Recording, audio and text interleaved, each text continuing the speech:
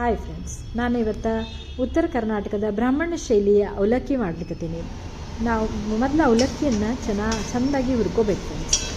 ಅವಲಕ್ಕಿ ಕುರುಕುರು, ಈಗ ಹವಾಮಾನವೂ ಸರಿ ಇಲ್ಲ, ಮಳೆ ಇದೆ, ಬಿಸಿಲಲ್ಲಿ ಒಣಗಿ ಹಾಕ್ಲಿಕ್ಕೆ ಆಗೋದಿಲ್ಲ. ಅದರಿಂದ ನಾವೇನು ಮಾಡ್ಕೋಬೇಕು, ಚೆನ್ನಾಗಿ ಅವಲಕ್ಕಿ, ತೆಳು ಪೇಪರ್ ಅವಲಕ್ಕಿ ಅಂತ ತೊಗೊಂಡೀನಿ. ಅದನ್ನು ಸ್ವಲ್ಪ ಚೆನ್ನಾಗಿ ಕುರುಕುರು ಆಗೋವರೆಗೂ ಎಲ್ಲ ಅವಲಕ್ಕಿಯನ್ನು ಹುರಿದಿಟ್ಕೊಂಡು ಒಂದು ಬಾಣಲೆಯನ್ನು ಇಟ್ಕೋತೀನಿ. ಅದಕ್ಕೆ ಎಣ್ಣೆ ಹಾಕ್ತೀನಿ. ಸ್ವಲ್ಪ ಎಣ್ಣೆ ಕಾಯ್ದ ಕೂಡಲೇ ಅದಕ್ಕೆ ಸ್ವಲ್ಪ ಸಾಸಿವೆ ಹಾಕ್ತೀನಿ.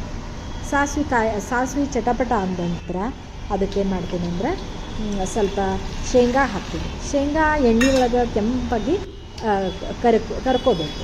ಅದನ್ನು ಕರೆದಿಟ್ಕೊಂಡ್ರೂ ಬರ್ತದೆ, ಅದರೊಳಗೆ ಬಿಟ್ಟರು ನಡೀತದೆ. ಕೆಂಪಾದ ನಂತರ ಮತ್ತು ಸ್ವಲ್ಪ ಇದನ್ನು ತೊಗೋತೀನಿ, ಪುಟಾಣಿಯನ್ನು ತೊಗೊಂಡು ಅದನ್ನು ಕೂಡ ಇದಕ್ಕೆ ಹಾಕೋತೀನಿ. ಇವು ಚೆನ್ನಾಗಿ ಎಣ್ಣೆ ಒಳಗೆ ಚೆಂದಾಗಿ ಅರಳಿದು ಅಂದರೆ ಅದನ್ನು ಕೂಡ ಕರ್ಕೊಂಡು ಆಮೇಲೆ ಸ್ವಲ್ಪ ಇದನ್ನು ಹಾಕ್ತೀನಿ, ಸ್ವಲ್ಪ ಇಂಗು ಕೂಡ ಹಾಕ್ತೀನಿ. ಇದಕ್ಕೆ ಇಂಗನ್ನು ಹಾಕಿ ಅರಿಶಿನ ಹಾಕೋತೀನಿ.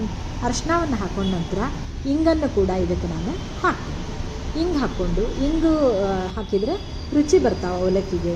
ಆಮೇಲೆ ಜೀರಿಗೆಯನ್ನು ಹಾಕೋತೀನಿ. ಆಮೇಲೆ ಸ್ವಲ್ಪ ಅದು ಎಲ್ಲ ಅದರೊಳಗೆ ಮಿಕ್ಸ್ ಆದಂಗೆ ಆಯ್ತು ಅಂತಂದರೆ ಅದನ್ನು ಗ್ಯಾಸ್ ಸ್ಟೋವನ್ನು ಸ್ವಲ್ಪ ಆರಿಸ್ತೀನಿ. ಆಮೇಲೆ ಉಪ್ಪು ಕೂಡ ಇದಕ್ಕೆ ಹಾಕ್ಕೊಂಡ್ಬಿಡ್ತೀನಿ ಎಣ್ಣೆ ಒಳಗೆ. ಅಂದ್ರೆ ಚೆಂದಾಗಿ ಅವಲಕ್ಕಿಗೆ ಮಿಕ್ಸ್ ಆಗಿ ಹಚ್ಕೊಳ್ಳಿಕ್ಕೆ ಬರ್ತದೆ.